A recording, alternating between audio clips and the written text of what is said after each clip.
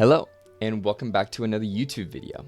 In this time lapse, I'm going to talk you through my thought process for this little painting I did of a dragon and a character, and just talk you through my thought process as I go on. So just to begin here with the early composition and early sketch, you can see I'm just doing a very rough sketch, and then I'm painting in my silhouette of the dragon underneath my sketch. Now, using MS Paint, they recently added layers, so this is probably my favorite part of them adding layers, is that I can actually just do a sketch and then paint under it. But I try to limit the layers I use, as I do think it's more fun to do the painterly process of just blending everything together and slowly building everything up. So I'm starting super loose, and then I'm wanting to start with the dragon's face. I feel like for me personally, in my workflow, I really like to just kind of narrow down the details of one aspect of my painting to just kind of give me a feel of how the rest should follow. So that's kind of what I focus on here. As you can see, I'm really narrowing in on the dragon's face, kind of exploring some different shapes and what exactly I want them to look like. I added these horns, and they almost kind of look like antlers a little bit. But I really took a lot of inspiration from the Eastern style dragons. So you can see they're almost like serpent-like dragon that I'm going for here. And I'm wanting to really start a dark mood, kind of have them resting in the shadows. So that's kind of what I'm doing. I'm making sure I'm establishing my original light source here. So you can see I kind of have that bluish gray in the top right there. And then I'm wanting to use that as the main source that kind of resembles the skin on the dragon and kind of where it's deriving from. You can see I kind of use these almost like sideways squares, diamond shapes to paint in the scales there. They just give the illusion of scales.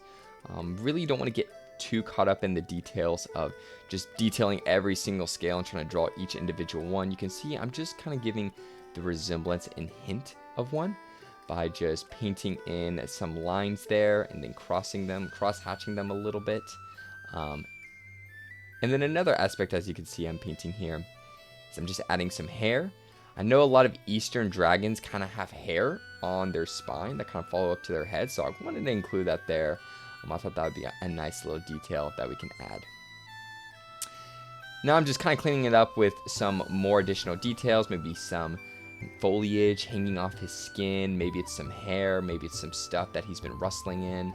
Added a little bit of fog to give the illusion that he's kind of coming through the mist a bit. So it's always really fun to add fog and have creatures coming out from them. So that's always been one of my favorite parts. And of course, you know me, I can't do some monster art without having a little contrast of size by putting in a character here.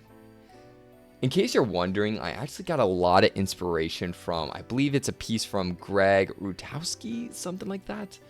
And it was actually some concept art he did for The Witcher, and that was kind of what spurred this. I saw that and I was like, ooh, that's really cool. So I kind of did this art inspired from him.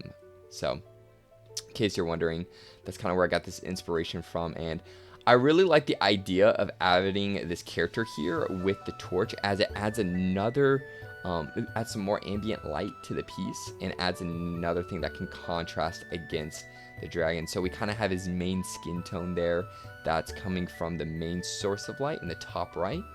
And then we also have this character holding this torch that gives us a little more detail into his mouth and can kind of give us a clearer picture of those teeth. Kind of gives you a little more sense of the distance of the dragon to him and how close he really is to him. And also it's a cool way to contrast those cool blue tones with that warm light that's on his skin. So I really like the touch of just adding a torch and then having it reflect off the creatures. I think it's one of my favorite things about painting scenes like this.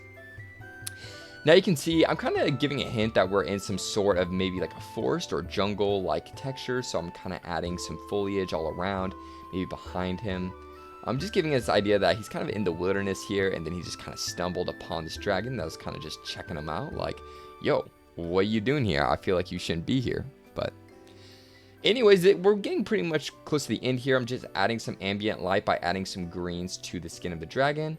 And really, that's pretty much it. I added some whiskers because I know Eastern dragons have that as a detail. So anyways, thanks for watching, and I hope you enjoyed this process.